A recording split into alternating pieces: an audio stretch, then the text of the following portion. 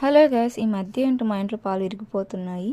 నిన్న విరిగిపోయాయి, పడేసాము. ఇవాళ విరిగిపోయాయి. పడేయకుండా నేనేం చేశానంటే, సరే అందరు వీడియోస్లో అలా రసగుల్లా చేస్తున్నారు కదా, నేను ట్రై చేద్దామని ట్రై చేశాను అనమాట.